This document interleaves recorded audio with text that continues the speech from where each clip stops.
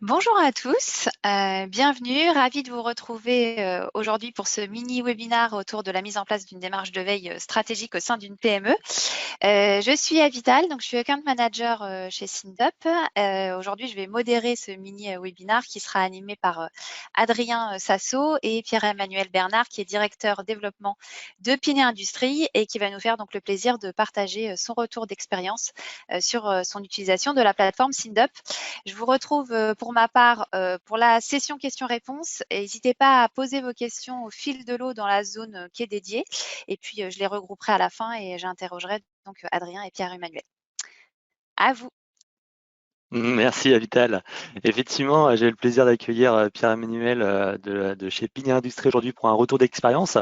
Donc du coup, pour nous représenter rapidement, Avital l'a déjà fait, je suis account manager chez Sindup, donc j'accompagne nos utilisateurs de la mise en place de dispositifs de veille et d'intelligence économique. Et donc Pierre-Emmanuel, vous êtes du coup directeur du développement chez Pinet Industries. C'est ça. Bonjour à L'objectif en fait, c'est tous. vraiment faire un partage. Je vous en prie, allez-y. Ouais, non, juste pour que je me présente rapidement. Donc, effectivement, Pierre-Emmanuel Bernard, directeur développement produit chez Pinet Industries. Donc, pour que ça soit clair, j'ai la responsabilité du bureau d'études et du marketing au sein de l'entreprise. L'objectif étant de travailler sur le développement de la totalité de la gamme de produits, depuis l'identification des besoins clients, en passant par la conception jusqu'à la commercialisation des produits. L'objectif étant bien entendu d'apporter de la différenciation et de la création de valeur à nos produits. Merci Pierre-Emmanuel. Effectivement, pour compléter, l'objectif, c'est faire un retour d'expérience, partager l'utilisation de Sindup, comment ça s'est mis en place et comment est-ce qu'aujourd'hui ça fonctionne. Et pour ça, on va pouvoir tout de suite démarrer la présentation. L'idée, c'est de pouvoir aller vraiment dans le concret. Alors, pour ceux qui ne nous connaissent pas, juste quelques slides avant pour présenter Sindup, pour ceux qui du coup ne nous connaissent pas encore. Et puis après, on passe sur Pinet Industries. Donc, nous, on est une plateforme de veille stratégique principalement. On a deux métiers en fait chez Sindup. C'est l'un d'éditer une plateforme du même nom que Sindup et de l'autre de réaliser des études et des analyses autour justement de notre outil pour nos utilisateurs et bien sûr d'accompagner et de former à l'utilisation de celle-ci. Et aujourd'hui, Sindup, notre terrain de jeu, c'est du 3 en 1, c'est-à-dire qu'on va gérer toute le collecte de la veille, l'information du cycle de la veille, de l'analyse et de la diffusion. En quelques mots, la collecte, c'est qu'on va récupérer de l'information qui provient du web, de bases de données, d'informations accessibles. On va la collecter pour ensuite analyser tout ce qui peut être intéressant comme information. On va le voir justement concrètement juste après. Et l'objectif avec de l'intelligence artificielle et de l'intelligence collective, c'est de trouver les pépites informationnelles pour ensuite les diffuser sur différents canaux qui sont possibles à disposition pour que l'information soit partagée et qu'on puisse ensuite l'utiliser pour la transformer en action. Et donc, comme on l'évoque aujourd'hui, déjà, commencer par une présentation de qui est Pinet Industries. Je vous laisse la parole du coup, Pierre-Emmanuel. Merci. Donc, Pinet, on est fabricant français de charnières et verrouillages en produits standards et sur mesure. On s'adresse exclusivement aux industriels. Donc, c'est vraiment du B2B et on est présent en France à l'export. Donc, je vais passer assez vite, hein, je ne vais pas vous noyer sous les chiffres, mais le chiffre d'affaires en 2019, c'était 21 millions d'euros, avec donc une part d'un peu plus de 40% à l'export, ce qui est relativement significatif pour une entreprise de notre taille. Nous sommes 113 salariés répartis sur 3 sites, même 4 sites en fait, pour le siège social près de Roissy, en région parisienne, un site de production en Picardie, dans les Hauts-de-France, un autre site en Tunisie, un atelier déporté, et une plateforme logistique à côté de l'usine de Picardie. On fabrique à peu près 10 millions de produits unitairement à l'année, avec en fait une très grande variété à la fois de clients et de produits. Notre caractéristique, c'est de se développer sur à la fois la conception et fabrication de charnières et de verrouillage sur mesure, et également d'une gamme complète de produits standards, charnières, verrouillage et autres composants, comme vous pouvez voir sur présentation là. Donc beaucoup de charnières quand même, puisqu'on fait 75% de notre chiffre d'affaires global avec des charnières, et donc des produits complémentaires type verrouillage, poignée et accessoires. On a effectivement une forte volonté de se développer et donc d'innover. Donc c'est un axe majeur de notre stratégie. L'innovation, ça intègre différents paramètres, notamment la veille, dont on va parler aujourd'hui, mais aussi la génération d'idées, tout ce qui est idéation, l'innovation ouverte.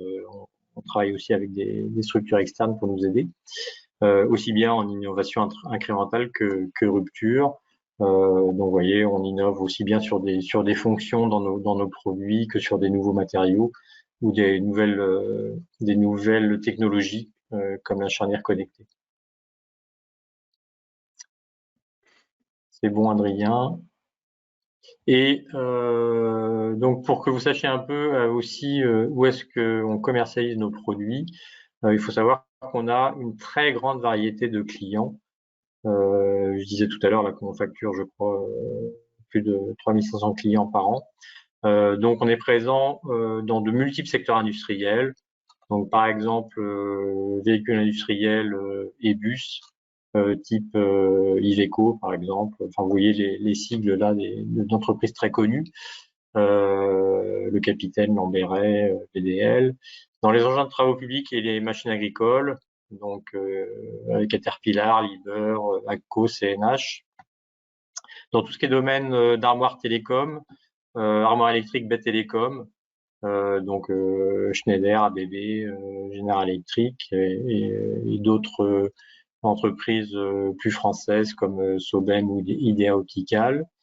On a aussi une activité dans le ferroviaire, notamment avec les grands donneurs d'ordre que sont Alstom et Bombardier et leurs sous-traitants. Sur la slide suivante, vous allez voir donc aussi dans le domaine aéronautique où on propose des produits pour l'aménagement intérieur des avions. Donc voilà, avec des gens comme Safran notamment et d'autres comme Recaro ou Zim à l'export. Dans le médical, tout ce qui est équipement médical, appareils, instruments de mesure, instruments d'analyse, notamment des gens comme Oriba, groupe japonais qui a une forte présence, enfin qui a un site dans le sud de la France, Stago, B-Medical, Soluscope, qui sont des noms importants dans le domaine. Également aussi tout ce qui est distributeur automatique, terminaux, bornes de paiement, terminaux interactifs. Donc des gens bien connus comme IER. Alors là c'est Moneyline, mais en fait maintenant il s'appelle Diagona, ils ont changé de nom. Voilà, on a aussi pas mal d'applications dans le domaine. Le mobilier urbain, donc ça passe par tout ce qui va être éclairage public, signalétique, poubelle, tout ce qui peut rentrer dans l'aménagement d'une ville. Également aussi dans le traitement d'air, donc climatisation, ventilation, donc le groupe SIAT, Atlantique, Carrier, Profroid, etc. Et puis après, on a là ce qu'on a qualifié magasin spécialisé, mais ce qu'on peut appeler des distributeurs, comme Émile Morin en France, comme Pommier en France, Kip en Allemagne, Essentra ou RS Components qui sont eux basés en Angleterre. Et puis d'autres gros clients dans des univers assez variés comme Ilti, Accor, Altrad ou QVSK dans les échafaudages. Merci pour cette présentation. Une grande variété de clients. Ouais, effectivement, ouais, c'est vraiment là-dessus que je voulais revenir parce que c'est très intéressant de voir le dispositif de vente, les processus de vente qui justement amène à la veille et à cette complexité que vous avez sur votre marché d'être avec de nombreux acteurs de distributeurs dans plein de domaines complètement différents et ce qui amène justement un plus de variables dans cette veille qu'on va pouvoir justement présenter ici dans le dispositif. Donc là, c'est votre dispositif actuel qui est réparti sur 3 grandes thématiques. Donc de la veille commerciale, de la veille technologique et de la veille concurrentielle. On vous a remis un petit peu quelques exemples de requêtes qui sont mis en place, mais de façon très simplifiée parce que dans l'outil, on va assez loin dans la complexité des requêtes, des opérateurs et tout ce qui est en termes de paramétrage. Pouvez-vous nous en dire un peu plus justement sur les différents objectifs, Pierre-Manuel, de chaque veille et de comment est-ce que ça fonctionne chez Pinet ? Oui, alors donc j'ai effectivement 3 thématiques de veille. La première, c'est la veille commerciale. Donc, vous avez pu voir qu'on a effectivement un nombre de clients extrêmement variés. Donc, je ne fais pas une veille sur l'ensemble de nos clients, bien entendu, mais on a sélectionné les clients principaux ou ceux que l'on veut particulièrement suivre en termes de veille. Et donc, ils sont intégrés dans une requête spécifique liée à la veille commerciale, ce qui nous permet effectivement toutes les semaines d'avoir des infos sur ces clients-là. Typiquement, quand on suit notamment Alstom et Bombardier, et c'est vrai que ce type de groupe génère toutes les semaines un assez grand nombre d'articles, et ça permet quand même de savoir sur quel projet ils sont. Donc ça a une importance pour l'équipe commerciale. Effectivement, la veille commerciale nous permet d'avoir effectivement beaucoup d'articles intéressants. La veille technologique, là, c'est beaucoup plus spécifique et beaucoup plus technique. L'idée, c'est de faire de la veille sur des technologies qui pourraient être utilisées dans nos produits, donc toujours charnière et verrouillage. Alors forcément, nous, on est dans un domaine quand même assez spécifique. On trouve assez peu d'articles qui parlent directement de charnière, mais au travers de la requête qui a été faite, ça nous permet quand même d'essayer de trouver des articles qui peuvent nous aider dans nos développements ou nous amener à chercher de nouvelles techniques ou d'être au courant de certaines technologies qui pourraient nous être utiles. Et la veille concurrentielle. Donc là, sur cette requête, on a bien entendu intégré nos concurrents principaux, que ce soit en France ou à l'export. Et de cette manière-là, ça nous permet de suivre notamment les nouveautés produits proposés par nos concurrents. Et donc se préparer à réagir quand on a connaissance d'un nouveau produit développé par un concurrent. Au niveau de votre veille aujourd'hui, vous avez effectivement, comme vous l'avez expliqué en introduction, vous avez plusieurs casquettes. On a calculé, vous passez entre 1h30 et 2h30 par semaine, globalement, pour Oui. réaliser cette curation d'informations. Oui, alors concrètement, ça se passe comment? Moi, c'est vrai que je me connecte sur la plateforme SINDUP et j'ai donc 3 dossiers différents pour les 3 veilles. Et donc, pour chaque dossier, un certain nombre de liens URL qui renvoient vers des sites avec des infos sur les 3 veilles. Donc moi, ce que j'essaie de faire, c'est d'aller sur la plateforme 2 fois par semaine, de sorte que je screen les articles 2 fois dans la semaine. Des fois, pour des questions d'organisation, je ne le fais qu'une fois par semaine, donc le vendredi. Mais c'est vrai que c'est plus facile à gérer en le faisant en 2 fois. Après, vous avez toujours la possibilité, si vous avez le temps, de le faire tous les jours, par exemple en début de journée ou en fin de journée. Moi, au niveau de mon organisation, je préfère le faire que 2 fois par semaine. Voilà. C'est vraiment une question de personnel. Et c'est vrai que en termes de temps passé, c'est pas si consommateur de temps que ça. Au début, c'est plus consommateur de temps, c'est vrai, parce qu'il faut se linéariser. Et puis, avec la pratique, je vois assez vite les articles qui vont pouvoir m'intéresser et ceux qui sont pas intéressants. Donc, j'ai effectivement optimisé mon temps passé par rapport au tout début de l'utilisation de l'outil. Mais c'est vrai que voilà, on va dire entre 1h30 à 2 heures en moyenne. D'accord, ok. Et concrètement, là, on voit qu'effectivement, il y a de nombreuses requêtes plus ou moins complexes. Vous l'avez évoqué, vous êtes sur un marché en fait où potentiellement dans votre technologie, il y a moins de contenu publié.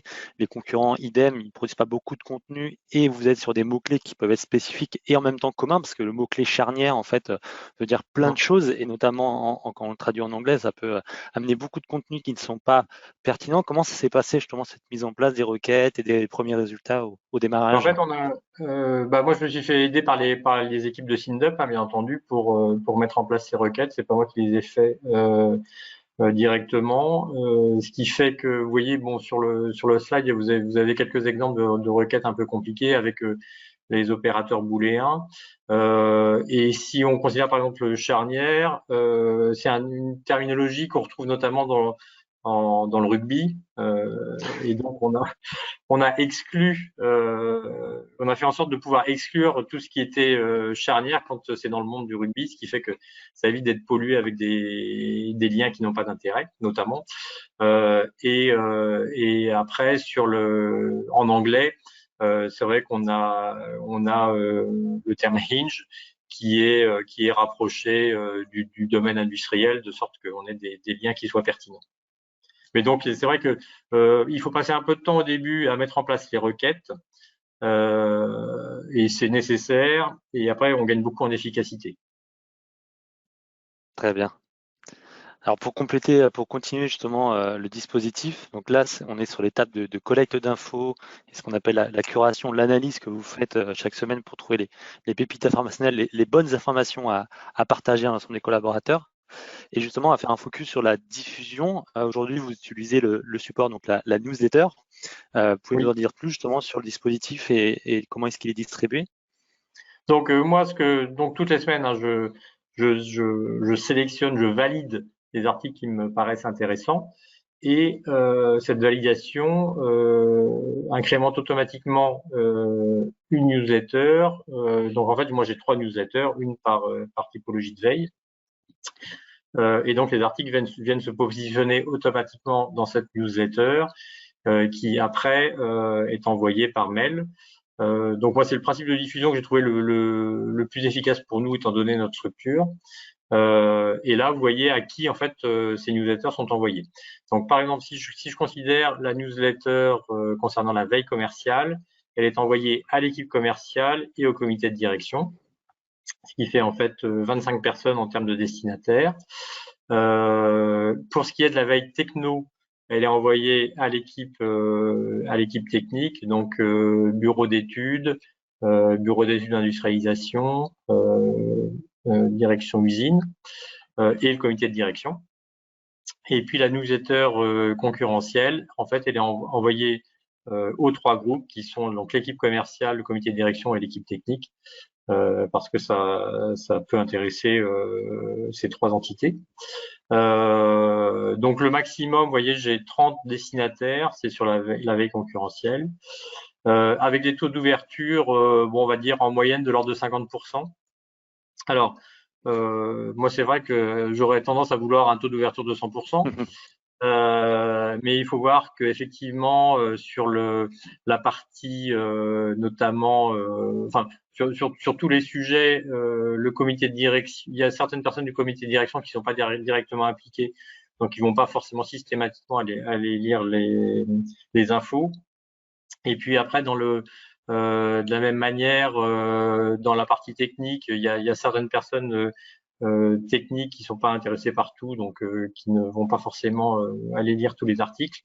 Voilà, donc en fait, moi ce que je regarde, c'est si les personnes principales dans chaque entité vont vraiment lire les infos, et c'est généralement le cas. Donc c'est surtout ça l'important. Il y a effectivement possibilité de voir personne par personne qui va ouvrir les newsletters.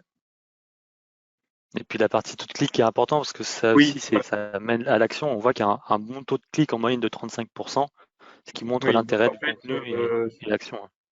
oui, c'est en fait les clics, ça veut dire que les personnes donc ont ouvert la newsletter, ont lu les en-têtes de chaque article et ont cliqué sur le lien pour aller plus dans le détail sur le contenu de l'article.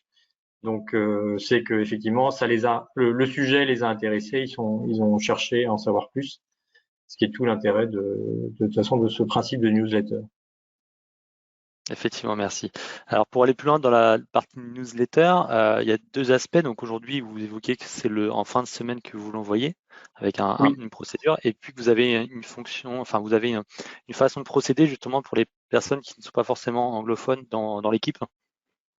Oui, alors il s'avère que quand je lis les articles, j'ai des articles en français et en anglais.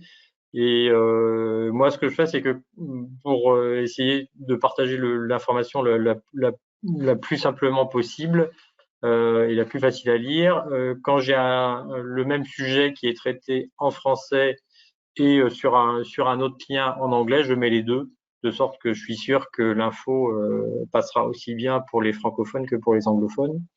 Et puis après, des fois, bon, j'ai des articles qui sont que monolangues.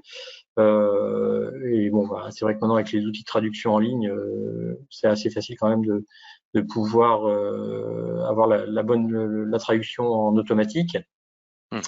Et là, vous avez un exemple, par exemple, de newsletter, ça doit dater de début octobre. Et là, c'est donc la newsletter veille commerciale, où il y a quoi? Il y a entre 10 et 15 articles sur cette semaine-là. Et on voit par exemple sur Alstom que j'ai l'info aussi bien en anglais qu'en français sur la mise en place du tram de Nantes. Donc dans ces cas-là, je mets les deux parce que je me dis, je suis sûr que l'info pourra être lue par tous les collaborateurs de l'entreprise. J'ai une diffusion automatique à 17 heures, c'est-à-dire que il faut que j'ai validé mes articles avant 17 heures. Néanmoins, c'est quand même moi qui décide d'envoyer ou pas. Donc, si j'ai du retard, je peux très bien décaler l'envoi. Ça se gère très facilement. Donc, il m'est arrivé de décaler l'envoi à 18 heures ou 19 heures parce que j'ai pas eu le temps de traiter juste avant. Mais c'est extrêmement facile à gérer. Effectivement, ouais, vous avez possibilité de paramétrer, de savoir si vous voulez envoyer automatiquement la newsletter ou faire ce qu'on appelle une validation de BAT, de bon à tirer, de valider ultimement le contenu pour ensuite le partager à l'ensemble. Et la stratégie de le faire le vendredi, c'est pour que chacun puisse l'avoir le lundi matin dès le début de la semaine pour partager les infos. Voilà, ou même le lire le week-end. Le week-end. Quand ils ont du temps pour la lecture. Voilà. Ok, très bien. Et dans l'idée, pour se projeter un peu justement sur l'évolution du dispositif, donc vous le disiez, c'est un dispositif aujourd'hui qui est efficient, qui ne prend pas trop de temps par rapport à ce qu'il apporte en termes de plus-value. Vous avez de toute façon envie, comme tout le monde, d'aller faire évoluer le dispositif quand le temps sera disponible. On a évoqué 3 sujets qui sont intéressants. Alors, je vais en parler un peu, puis après, je vais vous laisser le commenter. Donc, le premier, ce serait de compléter les veilles actuelles par la partie réseaux sociaux qui n'est pas encore active dans votre plan de veille. La seconde Oui, allez-y. en fait, à l'heure actuelle, moi, je fais la veille uniquement sur les liens URL qu'on trouve sur Internet. Et on n'a pas intégré effectivement le même type de recherche sur les réseaux sociaux. C'est possible. Bon, on est dans un domaine d'activité où il n'y a pas une énorme masse d'informations envoyées sur les réseaux sociaux, donc pour l'instant c'est pas fait. Mais effectivement, c'est quelque chose qu'on pourrait mettre en place pour enrichir encore la collecte de la veille. Effectivement. En second point, la partie veille, on va dire plus événements. Alors c'est moins le cas dans les événements physiques en ce moment, mais potentiellement dans une période, on va dire normale, vous pourriez effectivement surveiller des événements, des organisations d'événements de type salon, webinaire, rencontre, etc., qui pourraient être intéressants dans le cadre de votre démarche, que ce soit concurrentielle, démarche commerciale ou même de recherche de technologie. Oui, c'est vrai que dans le domaine industriel, il y a quand même beaucoup de salons, notamment en Allemagne. Et donc, à l'heure actuelle, effectivement, c'est la veille sur les salons est pas vraiment paramétrée. Et c'est quelque chose que l'on pourrait faire parce que notamment les sites des salons sont souvent assez riches en informations. Donc ça, c'est quelque chose qu'on pourra faire effectivement. Et le troisième point, l'objectif serait de collecter du contenu pertinent à partager, donc justement des choses qui sont intéressantes dans votre écosystème à partager à vos distributeurs, clients, partenaires, grâce à une veille plus écosystème, dans l'idée après de le repartager pour justement apporter du contenu sur votre page de LinkedIn par exemple, partager sur les réseaux sociaux du contenu pertinent et être en position d'expert dans votre domaine. Oui, ça c'est très intéressant parce que bon, on a un compte entreprise LinkedIn qui est alimenté avec nos infos produits, infos entreprises. Mais c'est vrai que c'est pour essayer d'élargir un peu et d'intéresser, élargir les sujets et intéresser une audience plus grande, ça peut être intéressant de partager d'autres infos. Et c'est vrai que SynDup, au cours de la collecte, permet effectivement de tomber sur des articles qui méritent d'être partagés sur les réseaux sociaux. Donc ça a un double intérêt, c'est que déjà les personnes qui font partie des réseaux sociaux voient une info qui peut les intéresser. Et nous, ça permet d'enrichir notre contenu rédactionnel sur les réseaux sociaux. Donc c'est quelque chose effectivement de très pertinent. Très bien. Eh ben, merci pour ce retour d'expérience et ce partage, Pierre-Emmanuel. On va pouvoir passer à la partie questions-réponses. Eh ben, merci à tous les deux pour ce retour d'expérience. C'était vraiment très intéressant. On dit très souvent, mais à la fois les clients, les prospects sont très friands de cas pratiques. Donc là, j'espère qu'ils auront trouvé, en tout cas, ils auront pu piocher quelques idées. En effet, il y a plusieurs questions qui ont été posées. La première, c'est par qui le projet de veille a-t-il été initié au départ? Donc pour vous, Pierre-Emmanuel. En fait, alors comment c'est arrivé? Moi, j'ai en charge dans mes missions, j'ai notamment pour mission d'organiser la veille de l'entreprise. Et en fait, j'ai dû rencontrer, je peux pas dire de bêtises, mais je crois que j'avais rencontré SynDup au Rendez-vous Carnot, me semble-t-il, qui est un salon qui est spécifique à l'innovation, notamment dans l'industrie. Et donc j'ai creusé et je me suis rendu compte que c'était effectivement une plateforme intéressante. Et donc, j'en ai parlé, bien entendu, à la direction, et on a décidé effectivement de mettre en place cet outil. D'accord, donc il n'y avait pas de dispositif en place, c'était vraiment de votre initiative. Ah oui, complètement, oui. Ok. Alors, une question un peu plus opérationnelle par rapport justement à votre manière de procéder. Donc, quel type de retour de veille pouvez-vous avoir sur le volet veille commerciale? Et quel type d'action êtes-vous amené à mettre en place après analyse de ces retours? Donc, est-ce que les commerciaux vous font des retours finalement par rapport aux informations qui sont transmises? Alors oui, c'est vrai que c'est important. Oui, il y a quand même régulièrement des retours des commerciaux qui disent ah bah tiens, j'ai vu telle info dans la newsletter de veille, je vais essayer d'en savoir plus pour voir quel est le projet vraiment du client et s'il y a un intérêt pour nos produits. Donc en fait, la veille commerciale, c'est surtout donner aux commerciaux des pistes de prospection. D'accord. Ok. Donc généralement chez des clients existants, mais sur des projets dont ils n'ont pas forcément connaissance. Et parfois, au fil des lectures, je tombe aussi sur des infos de clients, enfin d'industriels qu'on ne connaît pas. Et comme ça permet d'envoyer aussi une info, de dire tiens, cet industriel, il est dans un domaine d'activité qui peut nous intéresser, donc ça mérite d'être creusé. Ok. Une question encore assez opérationnelle. Bonjour, 2 heures de curation par semaine en moyenne, mais combien de temps à revoir les requêtes et mettre à jour les sources? Alors, les requêtes, elles sont généralement assez peu revues parce que ça fonctionne bien.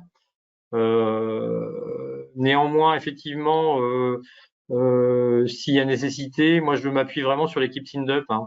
Donc, s'il y a besoin de modifier la requête, j'exprime mon besoin et puis c'est fait. Ça ne va pas me demander tant de temps que ça, opérationnellement parlant.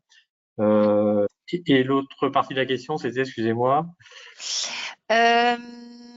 Sur les sources, du coup, sur le monitoring oui, des mettre sources. à jour les sources. Mettre à jour les sources, Honnêtement, c'est pas moi qui me occupe, c'est SynDup qui gère.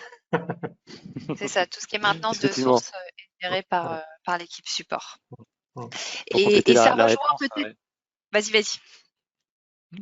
Vas-y, pour compléter effectivement la réponse sur la partie requête, effectivement, les requêtes, comme on l'a évoqué, c'est vraiment au démarrage qu'on va optimiser au maximum ces requêtes et puis de temps en temps améliorer pour que ça soit plus pertinent ou parce qu'on peut avoir des changements de stratégie, des nouveaux items à surveiller, etc. On est sur quelque chose qui est assez figé dans un modèle itératif, et on peut effectivement le faire avec le service client. Ça fait partie de l'accompagnement de SynDup, et c'est vraiment à valoriser comme ça.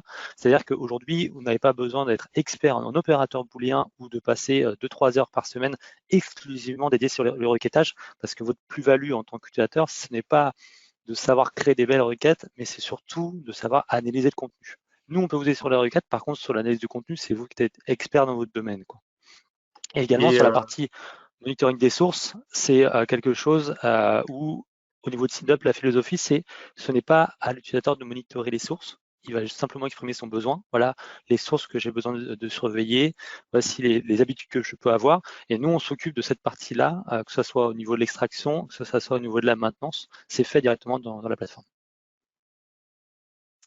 On a une question intéressante sur l'aspect remontée terrain.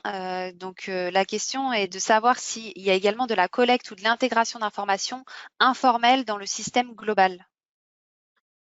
C'est-à-dire si je peux ajouter d'autres informations qui ne seraient pas forcément arrivées par la plateforme. De l'information qui ne serait pas arrivée par la plateforme, ou qui serait… alors, je ne sais pas si vous avez mis ce dispositif en place, vous, de remontée terrain de la part des commerciaux, éventuellement que des commerciaux vous remontent l'information captée sur le terrain et que vous la retraitez derrière via un autre canal ou biais d'analyse. Alors, j'ai assez peu de remontées spontanées terrain de la part des commerciaux. En revanche, moi, de temps en temps, par d'autres moyens, par d'autres sources, j'ai des articles, je tombe sur des articles intéressants sur Internet et je peux les intégrer dans la plateforme. Donc, il m'arrive régulièrement de rajouter des articles de mon propre chef dans les newsletters, sur des articles que je suis allé chercher moi-même parce que j'ai connaissance de sites internet très spécifiques. Et donc, dans ces cas-là, j'intègre moi-même l'article dans la newsletter. Donc là, il y a une petite manipulation à faire. C'est pas très compliqué. Il faut le faire. Il faut le faire au moins une fois. Voilà. Et voilà. Oui, c'est juste une extension navigateur à installer sur votre poste, et puis ensuite vous pouvez en effet capter des articles à intégrer ensuite dans vos newsletters. Une autre question sur les apports justement de la veille technologique. Est-ce que concrètement, est-ce que vous avez trouvé des partenaires ou des laboratoires de recherche pour la R&D par ce biais? Non. Les labos de recherche, tout ce qui est centre de ressources technologiques, centre technique, école d'ingénieurs et tout ça, j'ai pas trouvé par ce biais-là. Donc on fait de l'open innovation avec des partenaires extérieurs. Et en l'occurrence, c'est pas arrivé avec l'outil SynDup, mais ma recherche en veille techno n'est pas très axée là-dessus non plus. Donc, je ne saurais pas dire si c'est peut-être possible, c'est même sûrement possible en paramétrant la requête correctement. En tout cas, dans cet objectif-là. Ok, très bien. Bon, bah, merci beaucoup. On répondra, il y a encore d'autres questions, donc on vous apportera également des réponses par écrit, mais on va essayer de tenir le timing aujourd'hui. Merci Adrien, merci Pierre-Emmanuel, et puis on vous retrouve la semaine prochaine pour un nouveau mini-webinar, et bonne journée à tous. Merci, au revoir. Au revoir. Très bonne journée, au revoir.